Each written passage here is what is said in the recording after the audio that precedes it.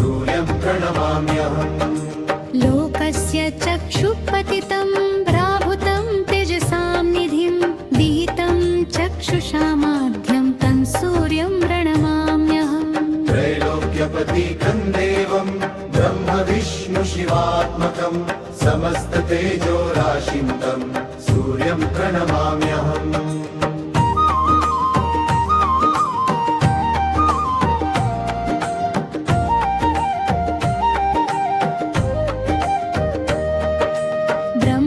विष्णुश्च रुद्रश्च स्कन्दो वैवस्वतो यमः प्रभासस्तु महीदेवस्तं सूर्यं प्रणमाम्यहम्।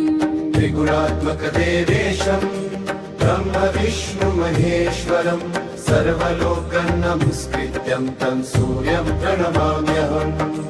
बाणासनारूढं देवं चतुर्भुजं किरीटिनं शङ्खचक्रगदापाणिं तं सूर्यं प्रणमाम्यहम्।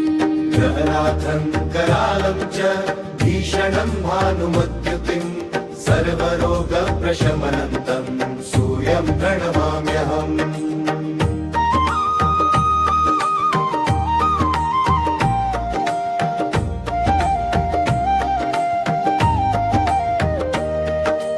ग्रहनाथं करालं च भीषणं भानुमद्युतिं सर्वरोगप्रशमनं तं सूर्यं प्रणमाम्यहम्। ग्रहनाथं करालं च भीषणं भानुमद्युतिं सर्वरोगप्रशमनं तं सूर्यं प्रणमाम्यहम्।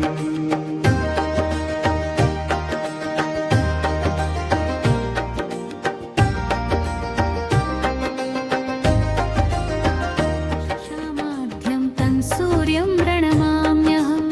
त्रैलोक्यपतिकं देवं ब्रह्म विष्णु शिवात्मकं समस्ततेजोराशिं तं सूर्यं प्रणमाम्यहम्।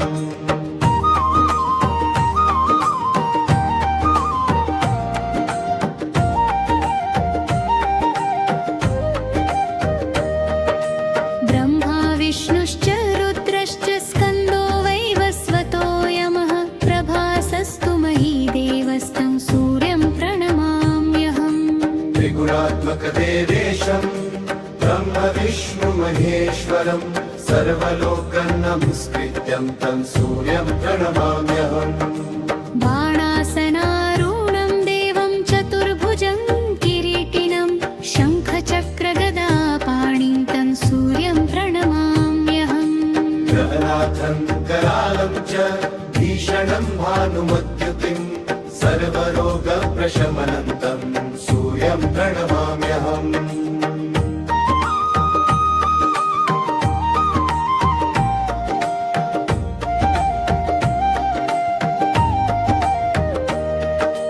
ग्रहनाथं करालं च भीषणं भानुमद्युतिं सर्वरोगप्रशमनं तं सूर्यं प्रणमाम्यहम्।